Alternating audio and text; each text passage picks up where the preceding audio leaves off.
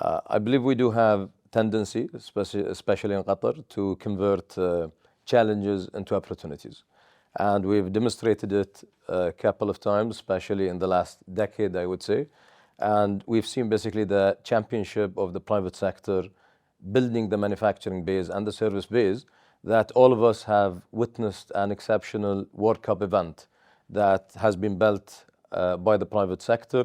And those private sector today, they are the exporter of tomorrow in a way or another.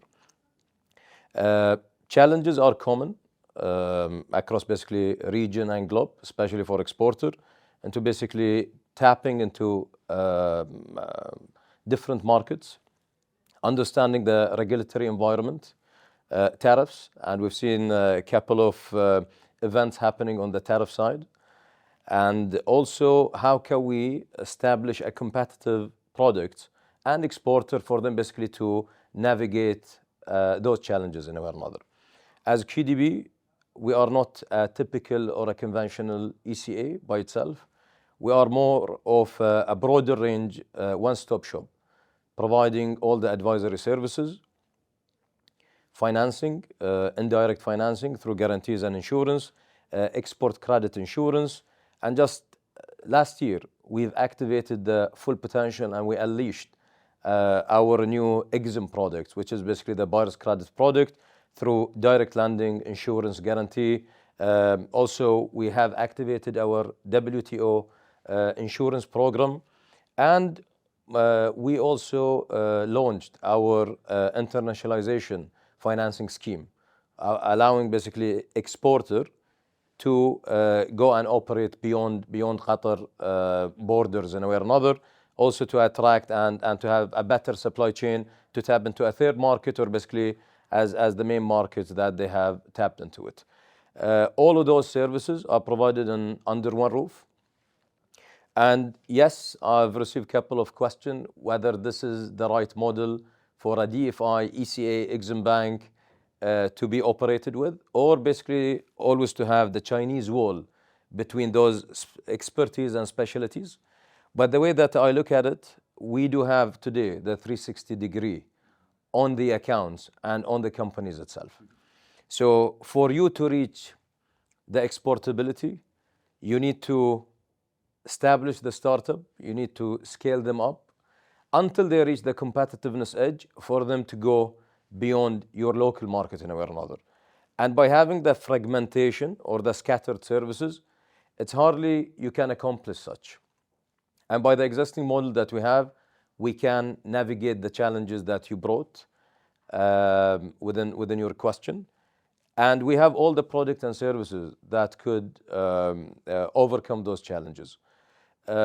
Also, what we have launched recently, we are having a strategy onto opening also export representation offices.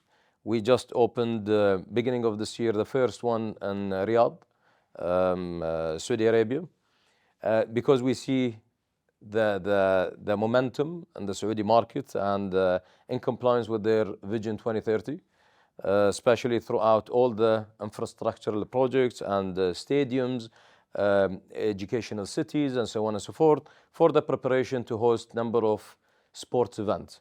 And this is exactly what happened in Qatar 2 decades ago. By building basically all those infrastructure projects, stadiums, cities, and this is what we are ready with in a way or another. So we have witnessed the momentum, and we have witnessed also the volume of export that has enhanced into the Saudi markets. We have also seen the JV partnership that's happening between Qataris and Saudis establishing into this market, and also the involvement into basically governmental, semi-governmental projects that Qatari contractors, subcontractors, manufacturers are also involved with. And this also gives us a great spectrum, and also it gives us a real activation into our project that we launched last year. You see an immediate effect, how they are going into this equation as well. I think a lot of people mistaken us because of the bank, but in reality we are more than a bank. We do have a full advisory and capability development division, and I think we are unique in a program we called it Go Global, Go Global Accelerator that basically tend to host number of non-exporter with a certain maturity in export and basically convert them and scale them up. And we see that the role that those programs, capability development accelerator, you cannot unwind it from basically the financing scheme. You need to build the maturity, you need to build the competencies, and you need to give the intelligence and access to data for people to come and client to ask for your financing schemes. Because if you did not build the pipeline in a very competitive and you build the competencies within the structure of those companies, rarely they will reach a stage that they can unleash the exportability capability of such. So we don't see any unwinding from basically capability and advisory as a next to the financing scheme as well. I think it's an advantage that you come at a later stage because you are accumulating all the knowledges and the lesson learned from all the other ECAs. And this is my first participation in TXF event as well. And this is just a testament that we want to explore basically others' experience in such a domain. We've launched our project, as I said, last year, but we've launched them on the best international practices. So our guarantee templates, the sovereign backup, and so on and so forth, they are well basically standardized in a way or another. We also attending number of Bern Union events. We are adhering to OECD rules and regulation, and we are also pursuing observer status. This is all for us to have a very quick interventional, integral part into basically the full ECA spectrum as soon as possible in a way or another. Because in reality, ECA domain is very crowded in a way or another. And the challenge is not for you to just be prepared with your product, is how can you integrate your exporter with the larger schemes that happen in third countries by joining hands with other ECAs that they are handling basically those projects in a way or another. And you need to be visible.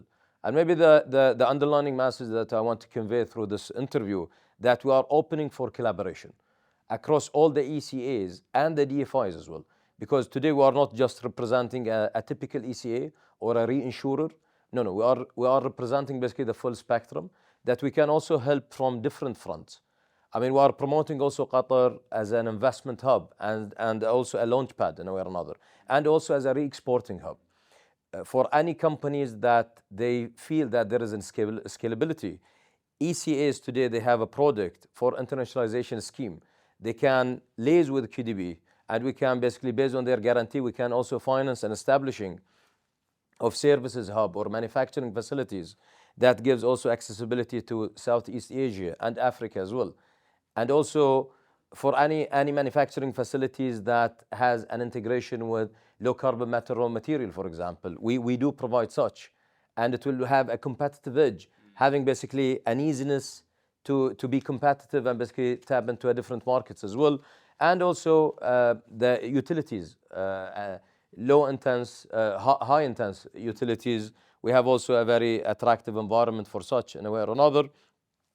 So all those products are there today by design, but also in the buyer's credit, we launched just last year, but the amount of transaction and the approval of the credit limits that we approved, nearly we exceeded the threshold of $1 billion in just less than a year of a credit limit marking.